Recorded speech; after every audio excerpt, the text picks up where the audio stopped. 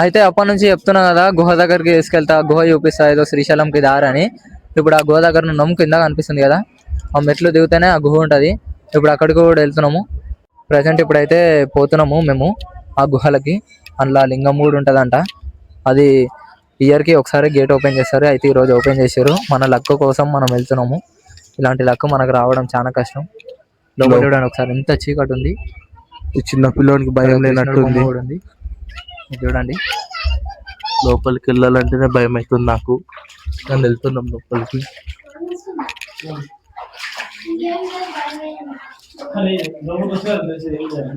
Video తీస్తారు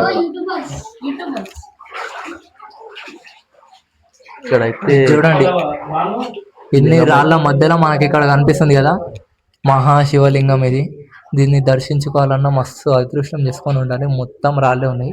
కింద కూడా చూడండి, మోకాలను వస్తుంది నీళ్లు.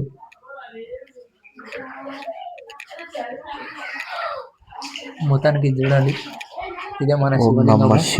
అటు సైడ్ ఇంకా గుహ ముందుకుంది, అదే శ్రీశైలంకి వెళ్ళే రూట్ కూడా చెప్తాం మీకు. ప్రస్తుతానికి అయితే లోపలికి వెళ్దాం మనము. ఆడ ఎంత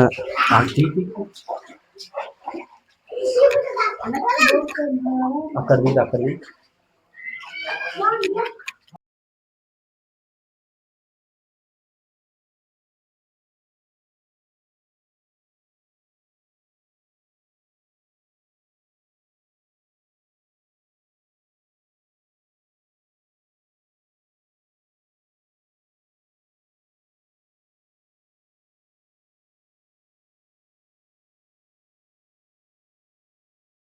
మొత్తానికి చూసారు కదా లోపల కూడా గుహ ఎట్లుందో. దీని బయటకు వచ్చేసినాము.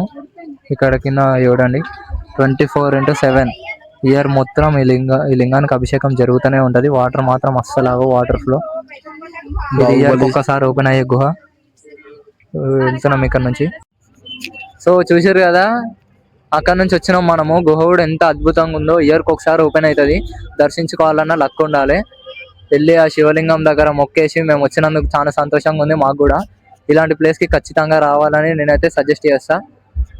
అసలు ఏదో వేరే ప్రపంచంకి వెళ్ళినట్టు అనిపించింది నాకైతే అందులోకి పోయినాగానే, ఆత్మలింగంని చూస్తుంటే. అయితే దాని గురించి ఒక స్టోరీ కూడా ఏంటంటే, ఒక 5 మెంబర్స్ వెళ్ళిరంట. ఇంకా లోపలికి గుహ చూపించిన కదా, దాని లోపలికి ఒక 5 మెంబర్స్ వెళ్ళారు శ్రీశైలంకి దారని. వెళ్తే 5 మెంబర్స్లో ఓన్లీ 2 మెంబర్సే బతికి బయటపడ్డారు. వాళ్ళు కూడా ఎటువంటి సిచ్యువేషన్లో బయటపడ్డారు అంటే, ఇంకో 2-3 అవర్స్ అయితే వాళ్ళు కూడా చనిపోయారు బ్రీతింగ్ లేకుండా. అయితే 3 మెంబర్స్ ఆల్రెడీ ఆ బ్రీతింగ్ కంట్రోల్ చేసుకోలేక చనిపోయారు కూడా. ఆ 2 మెంబర్స్ సర్వైవ్ అయ్యారు. అప్పటి నుంచి ఆ గేట్స్ కూడా క్లోజ్ చేస్తారు. కాకపోతే శివరాత్రికి ఒక్కరోజే భక్తులు దర్శించుకుంటారని ఓపెన్ చేస్తున్నారు. ఆ రోజు అది అయినప్పటి నుంచి ఇంతవరకు ఓవర్ రిస్క్ కూడా తీసుకోలే అందులోకి వెళ్ళాలని. అయితే ఇప్పుడు మేము వెళ్ళిన వాటర్లో ఒక స్నేక్ కూడా ఉంటుంది. అది ఎప్పుడు ఆ శివునికి కాపలా ఉంటుంది. కానీ ఇంతమంది వెళ్ళినాము, ఇంతమంది దర్శించుకున్నాం, కానీ అది ఎవరిని ఏం చేయలేదు. ఆ వాటర్లోనే ఉంటుంది, కానీ ఇంతవరకు ఎవరిని టచ్ కూడా చేయలేదు. మొత్తానికి మన బ్లాగ్ అయితే ఇది ఈరోజు. మీరు ఖచ్చితంగా ఎంజాయ్ చేసి ఉంటారు అనుకుంటున్నా. నేను కూడా బాగా ఎంజాయ్ చేసిన. ఇలాంటి ప్లేసెస్కి రావడం చాలా మంచిగా అనిపిస్తుంది ఇయర్కి ఒకసారి. మీరు కూడా ఖచ్చితంగా రండి. భ్రమరాంబిక మల్లికార్జున స్వామి టెంపుల్ బీరంగూడ. అలాగే కామెంట్ చేయండి, ఎక్కడికన్నా కొత్త ప్లేసెస్కి వెళ్ళాలంటే షేర్ చేయండి, లైక్ చేయండి. Thank you. ఖచ్చితంగా సబ్స్క్రైబ్ చేసుకుంటారని నమ్ముకుంటూ బాయ్.